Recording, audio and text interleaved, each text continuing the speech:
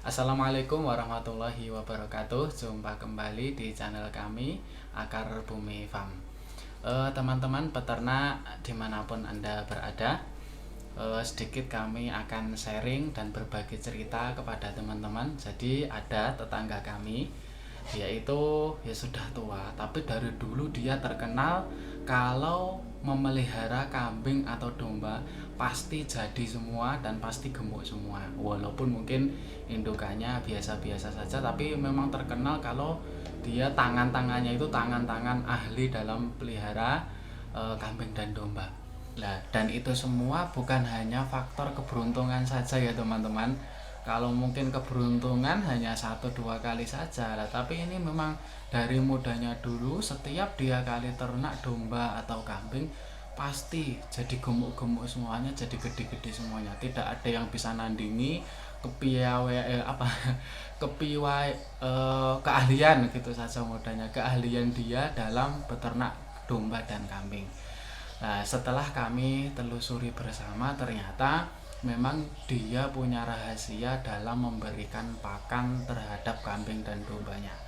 Teman-teman peternak dimanapun Anda berada, bukan keberuntungan, tapi keahlian yang dimiliki oleh tetangga kami ini bukan berarti tidak bisa ditiru dan dipelajari, karena memang pemberian pakan itu butuh sebuah ilmu dan tidak hanya asal-asalan saja.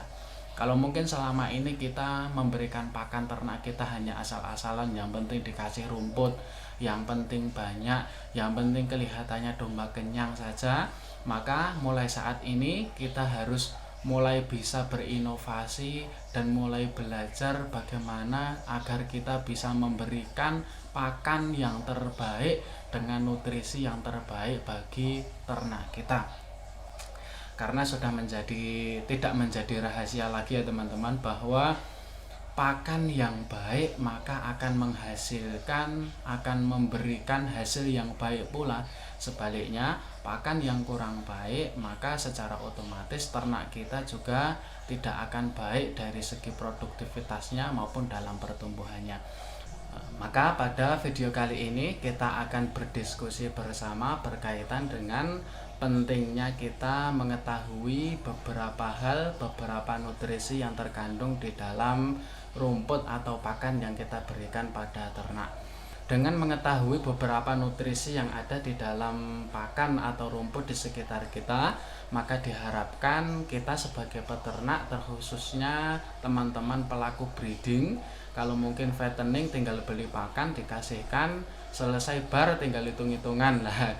Kalau kita sebagai pelaku breeding yang mana penekanan pakan ini harus benar-benar dilakukan agar kita mendapatkan keuntungan sebagaimana yang diharapkan, maka dengan mengetahui nutrisi yang ada di dalam pakan tersebut, kita bisa memberikan pakan yang terbaik, mengkombinasikan pakan yang satu dengan yang satunya, yang ini dengan yang itu dengan baik, sehingga menghasilkan kombinasi pakan yang bagus secara nutrisi dan juga seimbang, yang mana hal itu dapat menopang pertumbuhan dan juga reproduksi dari ternak kita.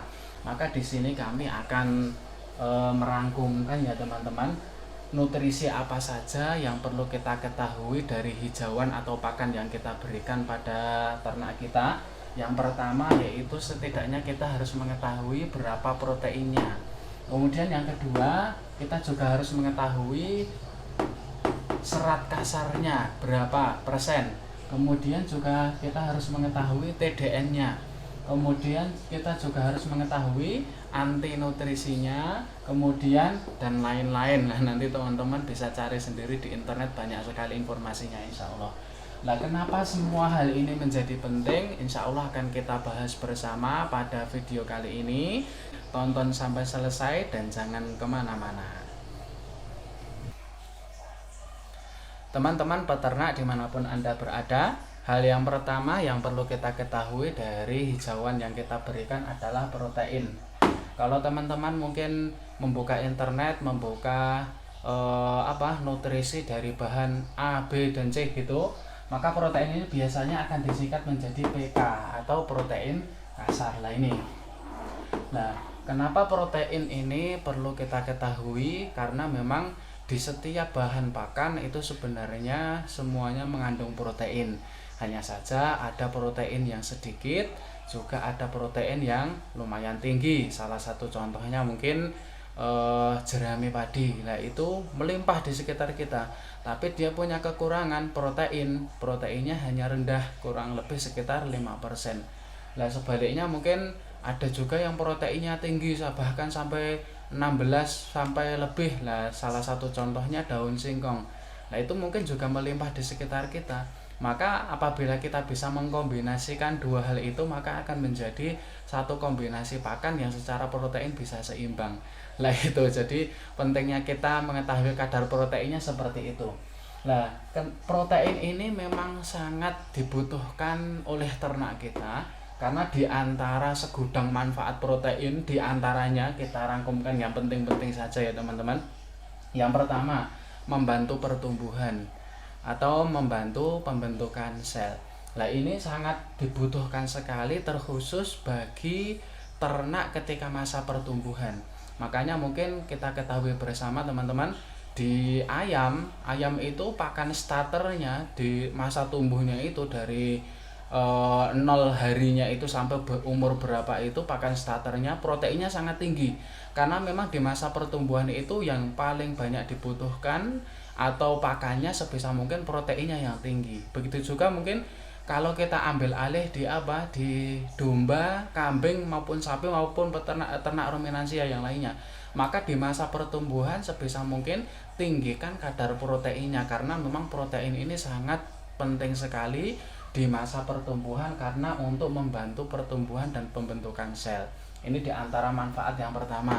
Kemudian yang kedua, fungsi dari protein itu adalah membantu keperluan reproduksi. Nah, ini membantu keperluan reproduksi ini terkhusus bagi ternak-ternak yang sudah dewasa yang masih pada masa produksi. Makanya mungkin kita tahu bersama di beberapa negara yang mereka ternak khusus sapi perah. Yang namanya sapi perah itu berarti masih masa reproduksi, masih berproduksi. Mereka menambahkan pakannya dengan rumput alfalfa. Kita tahu sendiri rumput alfalfa itu proteinnya tinggi. Dengan penambahan rumput alfalfa ini bisa meningkatkan hasil dari susunya. Betul juga mungkin kita tahu kalau mungkin peternak Indonesia terkenalnya ada satu rumput indigo vera ya teman-teman. Itu proteinnya lumayan tinggi banget malah.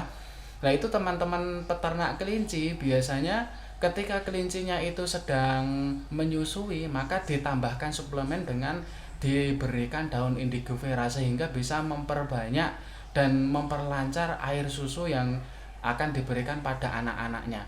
Nah, ini maka sangat penting sekali protein ini baik untuk pertumbuhan maupun masa reproduksi. Begitu juga mungkin pejantan juga ketika masih aktif digunakan untuk jadi pejantan tangguh untuk mengawini para betina-betina itu ya teman-teman.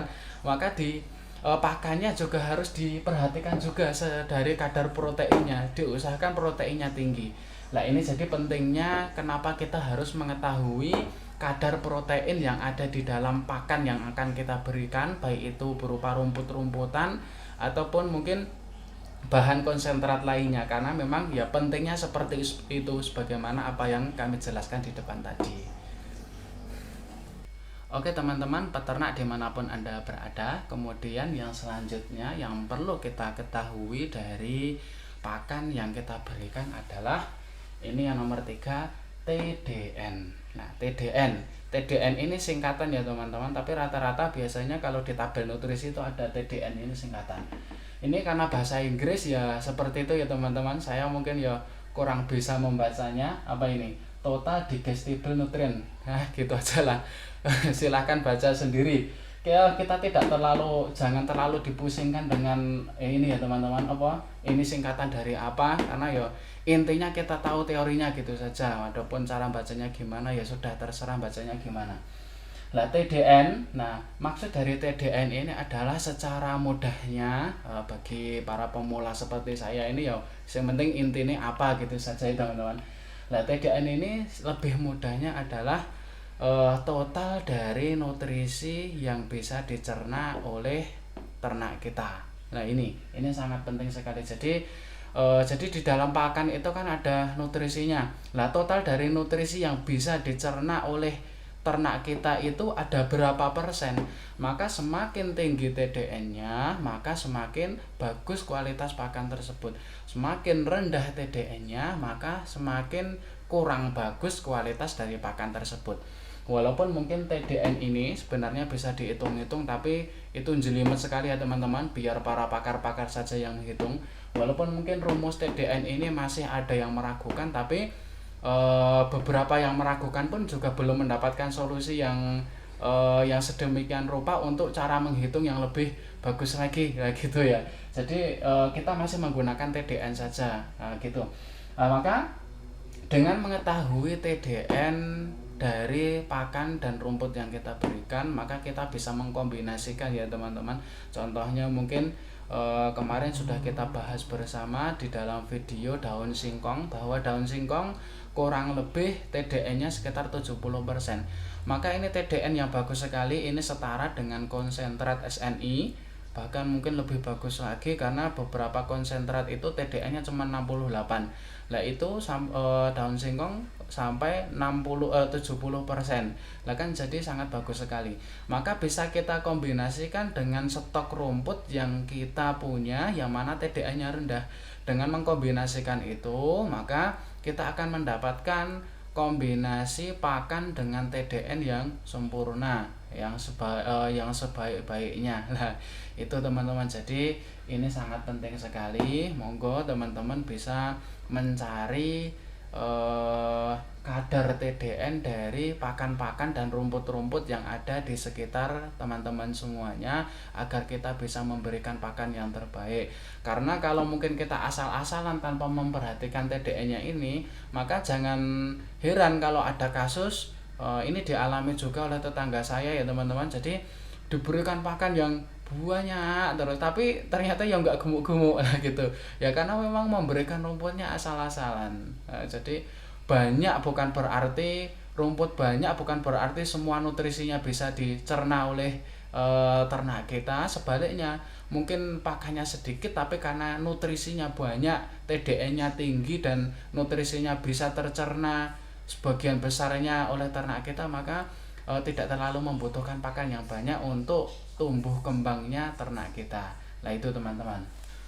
Oke teman-teman peternak dimanapun Anda berada, kemudian hal keempat yang perlu kita ketahui dari kandungan pakan yang kita berikan adalah anti nutrisi. Nah ini ya teman-teman, anti nutrisi. Ini sebenarnya ya bukan nutrisi ya teman-teman. Kalau kita lihat dari namanya saja ya anti nutrisi, berarti ya zat yang mana zat tersebut anti terhadap nutrisi. Ya bukan gitu juga, maksudnya secara lebih mudahnya lebih kita pahami, dengan adanya anti nutrisi ini, maka dengan adanya zat ini, hal itu bisa menghilangkan beberapa nutrisi yang ada yang masuk ke dalam ternak kita. Lebih gampangnya gitu saja. Nah, salah satu contohnya adalah daun kaliandra. Daun kaliandra itu termasuk green protein ya teman-teman, artinya dia hijauan dengan protein yang tinggi. Tapi di balik protein yang tinggi dari daun kaliandra itu mempunyai zat anti nutrisi yang lumayan tinggi juga. Makanya di dalam pemakaian kaliandra menurut beberapa penelitian dia tidak boleh lebih dari 30% dalam pemakaian dari total ransum yang diberikan. Karena apa? Karena apabila lebih dari 30%, maka yang didapat bukan keuntungan, tapi bisa jadi yang didapat malah sebaliknya. Karena apa ya ini? Karena ada zat anti nutrisi. Dengan adanya zat anti nutrisi ini, maka akan menjadikan pakan tersebut dibatasi pemakaiannya.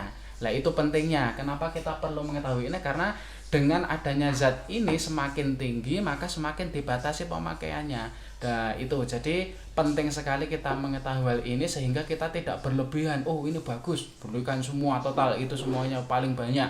Nah tidak gitu juga. Maka dengan kita mengetahui hal ini, kita bisa mengkombinasikan yang terbaik yang akan kita berikan pada ternak kita. Nah kemudian teman-teman yang selanjutnya adalah dan lain-lain.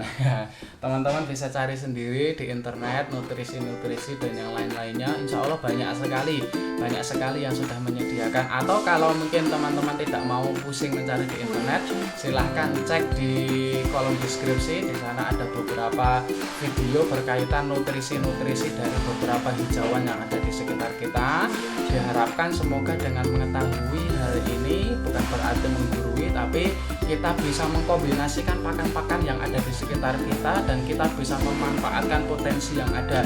Jangan sampai kita dikendalikan orang lain. Sebisa mungkin kita sebagai peternak kita harus bisa berinovasi untuk memberikan pakan yang terbaik bagi ternak kita.